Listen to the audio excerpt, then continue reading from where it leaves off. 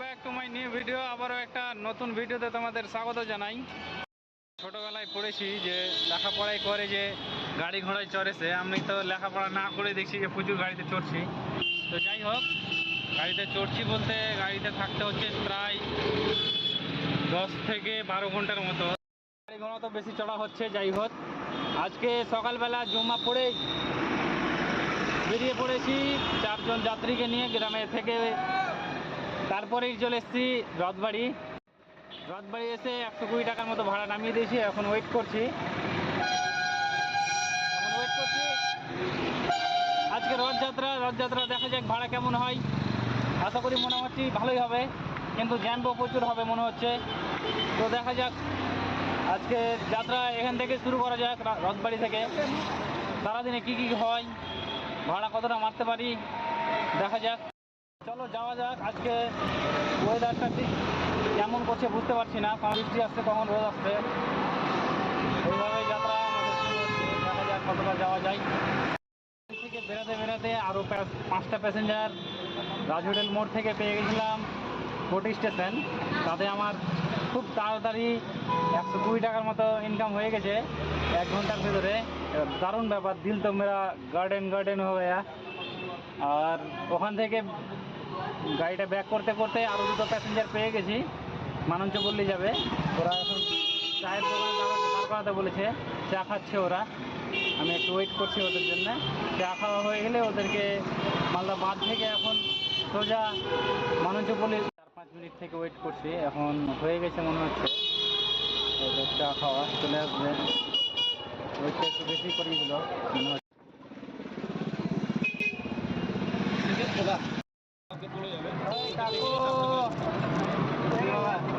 ভালো আছে?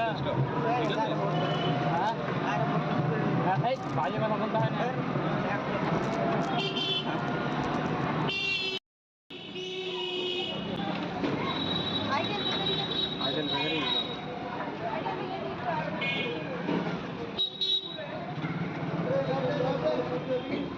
মানঞ্চপল্লীতে নামিয়ে দিয়েছি। মানঞ্চপল্লী নামিয়ে আর একটা প্যাসেঞ্জার পেয়েছিলাম আইটেল বেগারি থেকে নামিয়ে এবার যা বোঝা যাচ্ছে সব পুরো জ্যাম।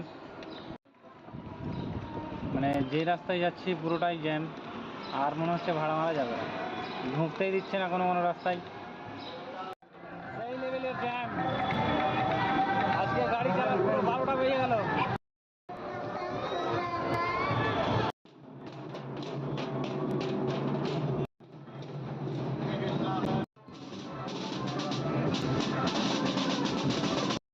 আজকে কিন্তু সেই লেভেলের জ্যাম, তোমরা তো দেখতেই পেলা। এখন মনে হচ্ছে না যে গাড়ি চালানো যাবে। সামনে একটা ফাঁকা আছে মোটামুটি। ঝন্টু মোড় আসবেন, দেখা যায় একটা ঝন্টু মোড়ে প্যাসেঞ্জার পেয়েছি। 20 টাকা বলবো, যদি যাই তো যাবে, নাহলে বাদ। ঝন্টু মোড় যাবেন? 20 টাকা লাগবে? না পয়সা নাই বলছি, কেমন কথা বলছি, পয়সা তো কাউরের কাছে নাই। আমরা তো পয়সার জন্য ছোটাছুটি করছি। আরে ইয়ার कुछ भी बोल देता है पैसेंजर यार।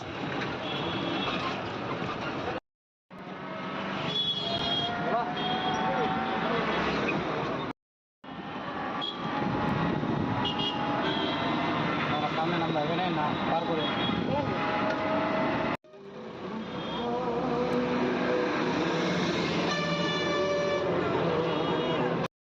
সেতু মোড় থেকে সোজা চলে আসলাম বিএস রোড থেকে 420 থেকে রথবাড়ি।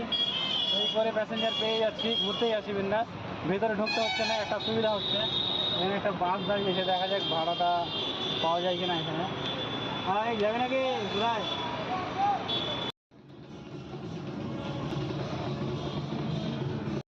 সেই মারা হচ্ছে, কিন্তু ফাঁকে একটু বৃষ্টিও চলে আসলো। কি বৃষ্টি, শান্তি। ভালো হলো বৃষ্টিটা হওয়াতে, কিন্তু সেই ধামাকাদার চলছে, ভালো লাগছে। আর মেলার তো পুরো বাস।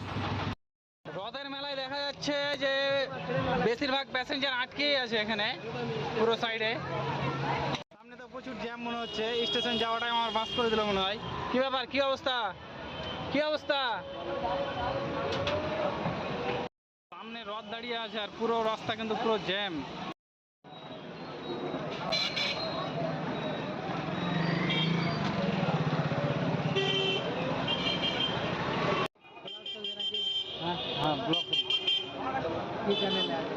প্রিয় রাজমাল ভাই। प्योर अजमल भाई ब्लॉक चलिए ब्लॉक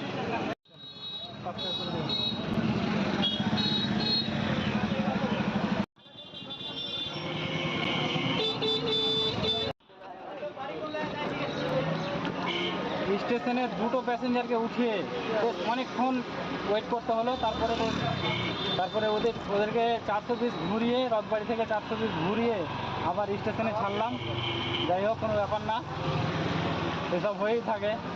স্টেশন থেকে চলে এসেছি। স্টেশন থেকে এসে মহেশপুর গেছিলাম। মহেশপুর থেকে আবারও একটা 70 টাকার মতো ভাড়া পেয়েছিলাম। তো ওখান থেকে নামিয়ে আবার একটা আইটিআই মোড়ে পেয়েছিলাম। আইটিআই মোড়ে নামিয়ে আবার 4 জনকে নামিয়ে এখন আমি রথবাড়ি ফ্লাইওভারের ওপরে। আজকের ভিডিও এই পর্যন্তই। পরবর্তী নেক্সট ভিডিওর জন্য অপেক্ষা করো, দেখতে থাকো।